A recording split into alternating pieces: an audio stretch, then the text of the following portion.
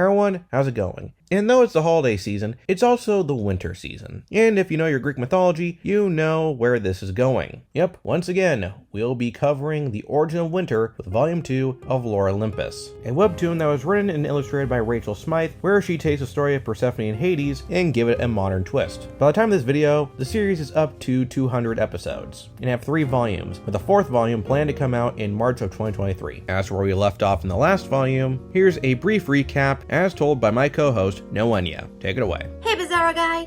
Let's recap on Volume 1 of Lore Olympus. Our story begins in the party up in Olympus. We are introduced to Zeus, Hera, Poseidon, and Hades. Hades is bummed out because his girlfriend Minty ditched him. That's when he sees Persephone and is immediately smitten with her. So smitten that he actually said within an earshot that she is prettier than Aphrodite. In typical Aphrodite style, she calls her son Eros to pull a prank on Hades and Persephone. Next morning, Persephone wakes up in Hades' house and she tries to leave, but she ran into our good boy Cerberus. That's when Hades and Persephone are introduced. Hades said last night he found Persephone in his car, so he puts her in his guest room to sleep. The two were given a good conversation about themselves, and Hades takes Persephone home. We are introduced to Artemis, goddess of the hunt, and Persephone's friend. Eros comes over to the house with apology donuts and tells his story. The main trio go out to a strip club. Who the hell has brunch at a strip club? Hera makes her presents. The girls go shopping, introduced Hermes and Apollo. They hang out,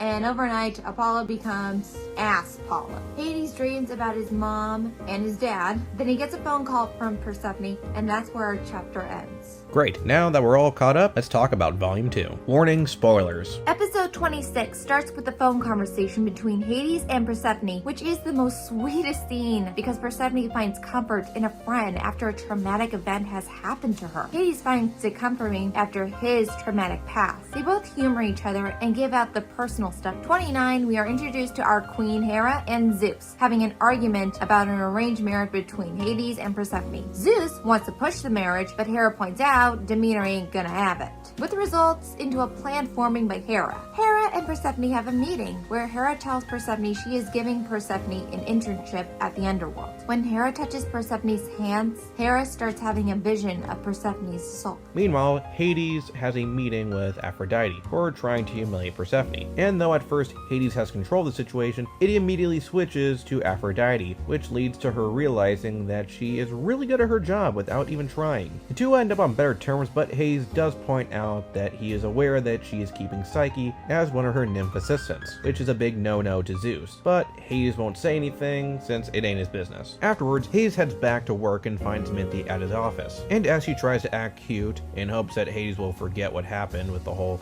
leaving him high and dry at the Panathenea, but no dice. He's still pretty upset and his day doesn't get better as Hecate comes in and reveals that Persephone and him are on the front page of a gossip magazine and how it's gonna look bad for everyone, especially Persephone. Speaking of, Persephone, being a college student, starts to see the gossip has reached her peers, and as bad as that gets, it gets worse. Apollo shows up and gives her a ride, and Persephone is forced to go in. She tries to confront him and explain that she was just not comfortable with the entire experience, but being a scumbag, he immediately refused to believe that, and how she is just not thinking clearly. And yeah, you can see where this is going. Luckily, she is saved by one of the goodest of boys, Cerberus, who gives her an excuse to get away from him. We have a dream about Persephone in a gazebo, the same we see Demeter locked in Persephone in a previous dream, where we meet something with red eyes. We don't know, but it foreshadows Persephone's desires for herself. Persephone gets ready for her first day in the underworld internship, but her morning is rudely interrupted by Apollo, who gets possessive and entitled like an abusive boyfriend. But luckily, Artemis has interrupted the room before anything can happen.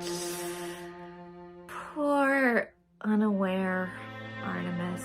Things did not go well for Persephone's first day. First, she was rudely shoved out of the way by Thanatos at the train station, so she arrives late and meets Minty, unaware that she is Hades' girlfriend. Minty recognized Persephone as the girl who was in the gossip paper with Hades. In a little passive-aggressive jealousy, Minty sends Persephone towards a different location in the tower. What did she find? What will Minty do with the help of Thanatos? And is it really necessary for me to do this since I did all those shorts? Maybe not that last one for those who are following the series, but To the newcomers, yeah, we still recommend that you check out the book to find out. Volume 2 keeps up the momentum of Volume 1, which is no surprise since in the actual webtoon series, these episodes actually came out only a week apart. And actually even less if you actually paid for the premium and got early access. I know how that sounds, but I swear webtoon ain't sponsoring this. That's just true. Point being that it keeps everything in a nice, consistent pace. It doesn't feel like any of the side stories like Hera debating with herself or Persephone's classmates talking goss as filler. It once again expands on the world in really amazing ways. Each episode, where it's not in your face, it just kind of happens and you're just willing to accept it. Like seeing Helios, who, though in Greek mythology is given the title of god of the sun, is seen more as a giant titan just running around in the background.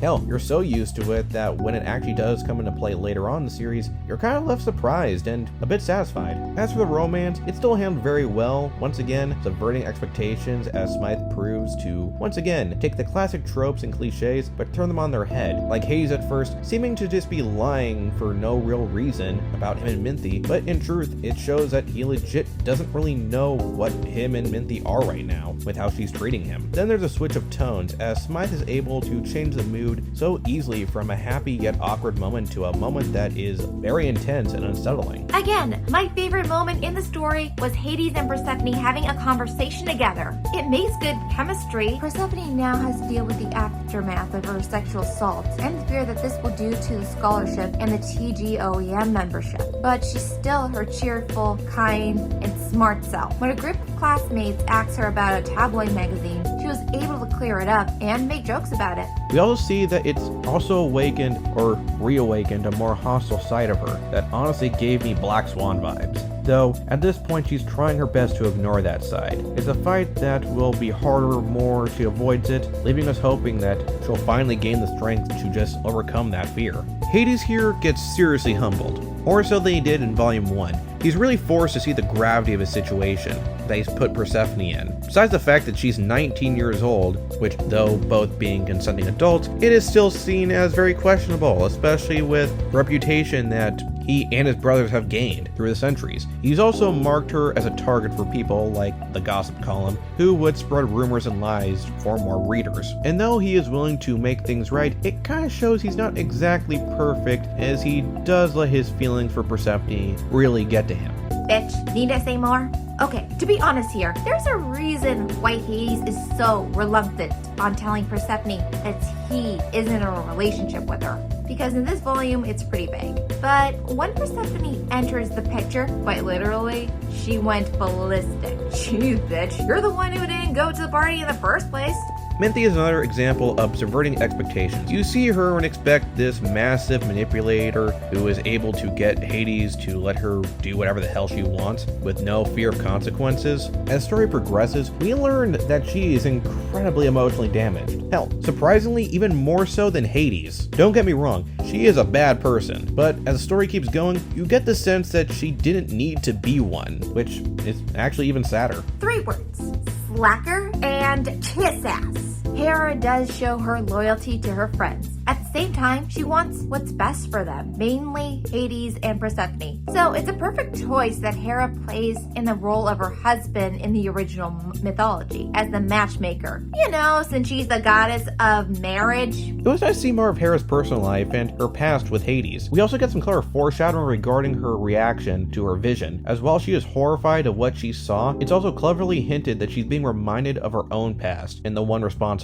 I love Hecate's character design. Not only she is Hades' right-hand man, but she is also Hades' friend. Even though Hades rules the underworld, she, at the most part, puts him in his place. She feeds on the chaos, but she had her limits, such as pointing out the tabloid article that can slander both his and Persephone's reputation. She's probably the MVP of this volume, as she shows how she is both Hades' right hand and best friend. And low-key wingman. Take note, Zeus. After the other characters like Zeus, Artemis, her brother Apollo, Demeter, Aphrodite, and even new additions like Tori, one of Persephone's classmates, and Zeus's mistress/secretary, Thetis, there's not much to say about them regarding their character growth or personality. The art still has this manga/Mary Blair-esque, but in this version, Rachel has evolved from it. The character designs have more details, lines, shadows, and darker shades. This shows Rachel has evolved from these influences and make it her own. It feels slightly more focused, even more cartoony reactions, having more detail than before. Hell, even the color is slightly brighter, which you wouldn't think would be big of a change when it comes to drawing the eye more than before, but it does. On a whole, Volume 2 continues to show that Lore Olympus is definitely something special. Honestly, the only major problem that it has is that Volume 2 is not a good jumping on point. You have to have read Volume 1 to understand what's going on in Volume 2. Though I'm not sure why someone would read Volume 2 before reading Volume 1, but you get the point. Just like Volume 1, there is a deleted comic. We know more about Hestia before episode 51. Let's say it gave me an understanding about Hestia as a person, but it also foreshadows how Apollo, spoiler for season 3, will take over the TMG in a half. It's still a fun romance / great retelling of Greek mythology, just not the kind of series where you can just start anywhere though.